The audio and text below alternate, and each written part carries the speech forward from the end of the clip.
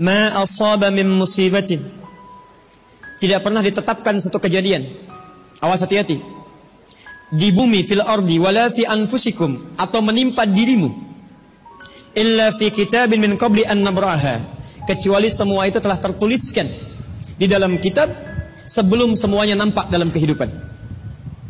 Ayat ini ingin memberikan gambaran bahwa semua kejadian-kejadian yang terjadi di muka bumi ini, termasuk dalam terkait aktivitas kita, termasuk dalam pencarian jodoh kita, semuanya telah tertuliskan, diatur oleh Allah Subhanahu wa taala. Singkatnya, semua ada dalam aturan Allah. Allah telah mengatur si fulan hidup sekian sekian sekian, meninggal sekian sekian sekian, rizkinya sekian, jodohnya akan mendapatkan sekian sekian sekian. Sebagian tidak bisa diikhtiarkan seperti ajal, ajal nggak ada ikhtiarnya. Di Anda tidak bisa ikhtiar untuk bisa menunda atau mempercepat ajal, langsung nggak bisa diintervensi. Sebagian ada yang harus diikhtiarkan, hukumnya sudah ada, cuman kita tidak tahu bagaimana dengan takdir yang telah Allah tetapkan. Maka untuk mendapatinya, maka ikhtiar kita untuk meraihnya. Maka ada sesuatu yang ditempuhnya dengan cara ikhtiar. Tayyib. Di antaranya ini jodoh. Allah telah tetapkan jodoh kita, diatur oleh Allah. Ini yang terbaik untuk kehidupan kamu. Tapi Allah merahasiakan kepada kita siapa jodoh yang dimaksudkan. Maka kita berikhtiar, yang dengan ikhtiar itu ada pahala didapatkan. Saya ulang, ada pahala didapatkan, ada kenikmatan dalam mencarinya. Bayangkan kalau kemudian nikah aja tiba-tiba tanpa ada pencarian. Antum gak akan pernah merasakan bagaimana nikmatnya ta'aruf, bagaimana nikmatnya mengenal, bagaimana mencari, bagaimana pahala bersabar, bagaimana nikmatnya berdoa, bagaimana istikharah dalam menentukan jodoh kita. Itu semua menghasilkan pahala dalam kehidupan kita. Maka yang pertama, lihat ketentuan Allah yang pertama, apapun ikhtiar yang telah Anda tempuh, maka semua ikhtiar ini tetap tidak akan keluar dari aturan Allah Subhanahu wa taala. Jadi kalau antum tadi sudah menunggu selama 4 tahun tanpa komunikasi, Masya Allah, sudah siap melamar, tiba-tiba Masya Allah dibalap oleh orang lain, kalah. Fokus. Maka bagaimana cara memahaminya? Perhatikan, ikhtiar yang Allah tetapkan dalam aturan yang dibuat tadi, boleh jadi tidak harus selalu menyampaikan kita pada tujuan yang kita inginkan. Karena aturan Allah itu ketika ditetapkan akan bersanding dengan maslahat bagi kehidupan kita yang menjalaninya. Ingat ini ya, ingat. Aturan Allah ketika menetapkan, fulan, rezeki kamu sekian, fulan, fisik kamu begini, fulan, jodoh kamu si fulan, si fulanah. Ketika Anda menempuhnya dengan ikhtiar, tidak harus kemudian Anda meraihnya sesuai dengan keinginan Anda. Contoh, maaf, Anda ingin misalnya sekolahnya ke ITB, Anda ikhtiar, juara satu, juara satu, juara satu. Begitu tes di ITB, tidak lulus, lulusnya ke IAIN. Misal, harap-harap ke ITB, masuknya ke IAIN. Harap-harap ke ITB, masuknya ke UNPAD. Ketika Allah kemudian menakdirkan Anda, misal, keinginan Anda ke UNPAD, keinginan Anda ke ITB, tapi kemudian tiba-tiba beloknya ke UNPAD. Bagaimana memahaminya? Perhatikan, kadang jalan kehidupan yang telah Allah tetapkan bukan harus menentukan hasil sesuai dengan yang Anda inginkan, tapi Allah menetapkan sesuai dengan apa yang Anda butuhkan. Anda ingin ke ITB, tapi apa yang Anda dapatkan di ITB bukan maslahat buat kebutuhan Anda. Maka dibelokkan oleh Allah ke UNPAD supaya Anda mendapatkan apa yang Anda butuhkan dalam kehidupan Anda. Karena Allah mengabulkan apa yang Anda butuhkan, bukan apa yang Anda inginkan. Saya ulang, Allah mengabulkan hanya apa yang Anda butuhkan, bukan apa yang Anda inginkan. Ada 3 jenis cara pengabulannya. 1, jika kebutuhan Anda sesuai dengan maslahat kehidupan Anda meminta. Maka jika keinginan Anda dalam permintaan sesuai dengan kebutuhan Anda, maka segera dikabulkan. 2, ada yang ketika Anda memohon, Anda belum sanggup untuk mendapatinya. Nanti ketika Anda mulai sanggup, disitulah kemudian Allah berikan. Antum punya anak 5 tahun. Antum kaya, punya banyak uang, kemudian anak itu minta dibelikan motor. Dibelikan nggak? Uangnya ada, motornya siap dibeli. Anak baru 5 tahun, minta dibelikan motor, dibelikan nggak? Tayyib, kenapa? Karena dia belum sanggup menggunakannya. Tapi Anda sampaikan, nah, papa punya uang, papa siapkan ya. Nanti ketika sanggup, baru saya berikan. Demikian ketika Anda meminta kepada Allah Subhanahu wa taala dan memohon. Maaf, Anda mohon, belum dikabulkan juga. Boleh jadi bukan Allah belum mengabulkan, tapi Anda belum siap untuk menerimanya. Contoh, Nabi Muhammad sallallahu alaihi wasallam berdoa kepada Allah supaya kiblat dipindahkan dari Masjid Al-Aqsa ke Masjidil Haram. Kapan berdoanya? Sejak di Mekah. Kapan dikabulkan? Saat ke Madinah. Kurang lebih 3 tahun baru dikabulkan. Quran surah kedua Al-Baqarah ayat 144, paling kiri sebelah bawah. Qad nara taqalluba wajhika fis sama falanuwalliyannaka qiblatan taradaha fawalli wajhaka syatral Masjidil Haram. Muhammad, kami perhatikan engkau senantiasa menengadahkan wajahmu ke langit memohon, meminta. Lihat, maka mulai hari ini kami kabulkan doamu. Mulai palingkan kiblatnya dari Masjidil Aqsa ke arah Al-Masjidil Haram. Berapa lama Nabi berdoa? 3 tahun. Nabi Muhammad SAW berdoa 3 tahun baru dikabulkan oleh Allah. Kenapa baru dikabulkan? Karena pengalihan kiblat baru sesuai dengan kebutuhan umat Islam pada saat itu setelah 3 tahun. Nabi Ayub alaihissalam. Antum kenal Nabi Ayub? Kenal di mana?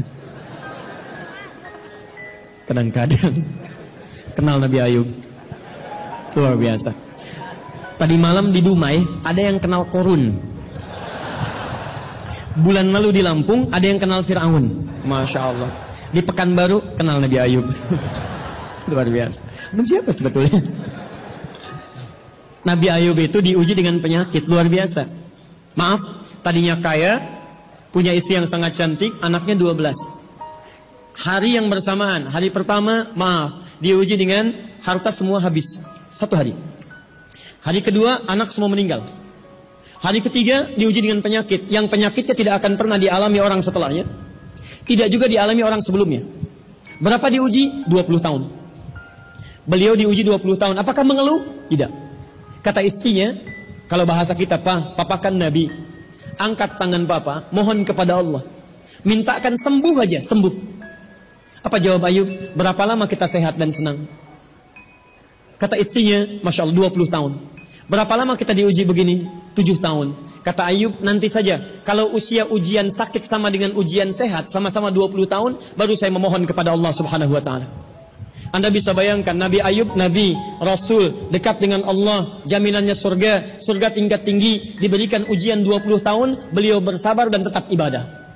Antum, Masya Allah, mahasiswa, baru semester 5, bukan Nabi, bukan Rasul, surga belum jelas, amalan masih berantakan, hisab masih menegangkan, surga belum ada jaminan, baru 4 tahun.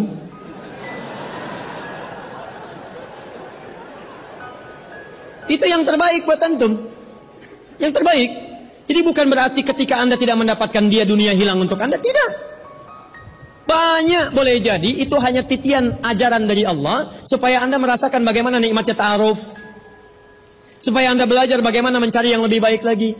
Lihat kalimatnya, Quran surah ke-24 ayat 26. At-tayyibatu lit-tayyibin wat-tayyibuna lit-tayyibat al-khabithatu lil-khabithin sebelumnya wal khabithuna lil-khabithat. Yang baik akan ketemu yang baik lagi. Yang kurang baik bertemu dengan yang kurang baik lagi. Menurut Anda, dia yang terbaik untuk Anda. Menurut Allah, dia bukan yang terbaik untuk Anda. Yang untuk Anda, ada yang lebih baik lagi. Anda mau menghafal Quran, Anda mau menghafal hadis, maka Allah akan kirimkan kepada Anda yang bisa menjaga Quran dan hadis Anda. Kalau dengan 4 tahun belum bisa menjadikan Anda mendapatkan yang terbaik, tunggu. Karena yang terbaik itu lebih daripada yang mulia akan mendapatkan masa yang cukup panjang. Al-Bukhari menulis hadis 16 tahun, kitabnya abadi. Orang menulis kitab 16 hari belum tentu abadi. Jadi ketika Anda diminta menunggu dalam masa yang cukup lama, sebetulnya bukan masanya yang ditunggu, tapi di balik penungguan itu bukankah di situ ada pahala? Tadi Anda katakan Anda rajin berdoa, bukankah di doa itu ada pahalanya? Anda rajin tahajud, Anda bersabar, Anda bermohon, Anda istighfar. Jadi yang diinginkan oleh Allah dalam penantian 4 tahun itu bukan Anda menikah dengan calon Anda sekarang, tapi Anda mendapatkan pahala yang berlimpah. Dan dengan pahala itu Anda siapkan Quran Anda, hadis Anda untuk membimbing pasangan Anda berikutnya. Paham sampai sini? Baik, alhamdulillah. Jadi nggak usah kecewa ya, nggak usah kecewa. Baik, yang kedua, lihat kaidahnya supaya kita bisa sabar, ya, supaya bisa sabar. 2, Quran surah kedua ayat 286. La yukallifullahu nafsan illa. Tidak mungkin Allah menguji seorang hamba kecuali dia sanggup untuk mengatasinya. Tidak mungkin Allah menguji seorang hamba kecuali dia sanggup untuk mengatasinya. Tolong baca kalimatnya dengan baik ya. Kalau Anda sedang punya masalah, seberat apapun itu, yakinkan kata Al-Quran, tidak mungkin masalah ini diujikan kepada Anda kecuali Anda sanggup. Jadi kalau Anda tidak sanggup, mustahil ujian ini titipan pada Anda. Jadi kalau Anda sekarang misal sedang punya ujian seberat apapun, itu tandanya cuman Anda yang sanggup, yang lain tidak sanggup. Makanya tidak diujikan kepada pemuda lain, cuman Anda, karena Anda yang sanggup menanggung bebannya. Orang lain mungkin sudah naik ke atas atap tuh, loncat, tidak. Anda tidak. Karena cuman Anda yang mampu, bukan orang lain. Ketika Anda mengatakan, ya Allah, kenapa mesti saya yang diuji? Kenapa mesti saya mengalami? Why me? Kata Allah, why not? Kenapa tidak? Cuman kamu yang mampu. Kamu yang harus dapatkan pahalanya, yang lain tidak. Cuman Anda yang jadi pemuda yang kuat, yang lain belum tentu. Tapi nggak usah terlampau bamba, langsung pulang dari sini bikin status. Memang cuman saya yang mampu. Masya Allah. Pekerjaan. Ya. Yang ketiga, tetap ikhtiar. Quran surah 49 ayat ke-13. Jadi jangan sampai, maaf, ya, peluang Anda tidak mendapatkan yang tadi Anda telah harapkan, menjadikan Anda putus dalam berikhtiar. Cari, masih banyak perempuan semuka bumi. Masa tidak ada yang cocok untuk Anda? Lihat, ya ayyuhan nasu inna khalaqnakum min dzakarin wa untha wa ja'alnakum syu'uban wa qabail lita'arafu. Hei manusia, kami ciptakan engkau laki-laki dan perempuan jodohmu. Dan kami pisahkan berbeda-beda daerah. Ya, lihat syu'ub, beda daerah, RT, RW, lurah, kecamatan, kabupaten, sampai sedunia. Kalau nggak ketemu di satu RT, cari satu RW ya. Hai guys, saya Yolanda. Kalau tidak ada satu RW, cari satu kampung. Buat Masa nggak ada yang ketemu? dan juga Kak Ferry. Boleh menikah dengan perempuan sekampung? Tidak. Masa sekampung mau dinikahi? Tidak. Batas paling maksimal 4. Sekampung tidak pilih satu dari sekampung. Terus sekampung mau dinikahi, Masya Allah. Silakan cari ya. Anda tadi masih kuliah kan? Silakan cari, barangkali ketemu di kampus ya. Boleh menikah dengan seorang anak yang sedang kuliah? Itu dari NZ Beauty loh. Tidak, sedang kuliah masa dinikahi. Pulang dulu dari situ kan? Pulang dari kampus, baik-baik di rumah baru nikah. Ini di kampus mau dinikahi. Cari silakan. Nggak ketemu misalnya, mohon maaf ya, satu kecamatan, kabupaten. Nggak ketemu beda provinsi. Anda orang Riau, mungkin jodoh Anda ada di Jawa. Cari, tahu. Nggak ada di Jawa, ada di Sumatera. Nggak ada Sumatera, ada di Papua. Luas. Indonesia terbentang 5.200.000 km persegi luasnya. Kata Ahmad Mansur Surya Negara, pakar sejarah, dalam bukunya Api Sejarah, halaman ke-19, paragraf yang kedua, baris 1 sampai 3, paling kanan sebelah atas. Luas Indonesia itu daratnya 2 juta km persegi, lautnya 3.200.000 km persegi. Daratan dan lautan, masya Allah, 5.200.000 km persegi. Masa nggak ketemu? Pulaunya 13.677 pulau. Itu belum termasuk Pulau Gadung dan Pulau Gebang. Ada semua. Nggak ada di Asia Tenggara, nggak ada Asia Tenggara di Asia, nggak ada Asia Amerika, nggak ada Amerika di Eropa, nggak ada Eropa di Afrika. Masa nggak ada yang cocok? Kalau tidak ada, mungkin antum ahli surga, karena itu pun jodoh antum pun bidadari surga. Masya Allah. Tapi sebelum ke surga, baiknya menikah dulu di dunia ya. Sebelum kiamat kurang 2 hari. Tuh, mic aja ada pilihan, masa antum tidak ada? Inna Allah wa malaikatahu yusalluna 'alan nabi ya